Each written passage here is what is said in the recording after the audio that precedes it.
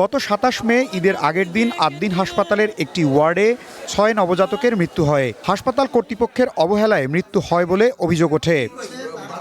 বিষয়টি তদন্তের জন্য স্বাস্থ্য মন্ত্রণালয় একটি তদন্ত কমিটি গঠন করে। কমিটির দেয়া রিপোর্টে হাসপাতাল কর্তৃপক্ষের অবহেলা ও ওয়ার্ডে অক্সিজেন স্বল্পতায় ৬ শিশুর মৃত্যুর কারণ হিসেবে চিহ্নিত করা হয়।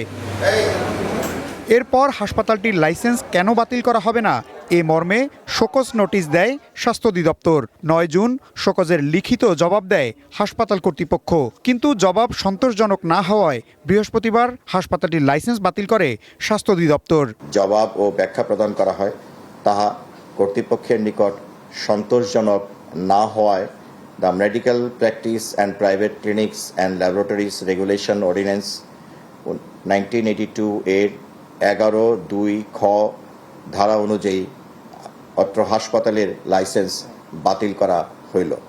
বিকেলে আদ্দিন হাসপাতাল পরিদর্শন শেষে স্বাস্থ্য অধিদপ্তরের উপপরিচালক বলেন, লাইসেন্স বাতিল করা হলেও অনেক রোগী চিকিৎসাধীন থাকায় একেবারেই সিলগালা হচ্ছে না হাসপাতালটি। তবে নতুন করে কোনো রোগী ভর্তি নিতে পারবে না তারা। লাইসেন্স বাতিল মানে হচ্ছে যে এই প্রতিষ্ঠান এখন আর এই কাজ করার জন্য উপযুক্ত নয়।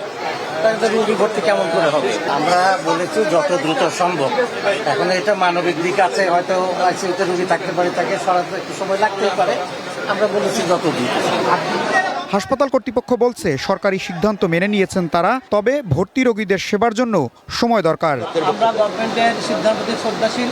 গভর্নমেন্ট যেভাবে বলেছে আমরা সেভাবেই চেষ্টা করব। আপনারা রোগী সরাবেন কখন থেকে? তাহলে আমরা গভর্নমেন্ট যেভাবে বলেছে যে 72 ঘন্টা বা একজন রোগী তো চাইলে আমরা পারবো না।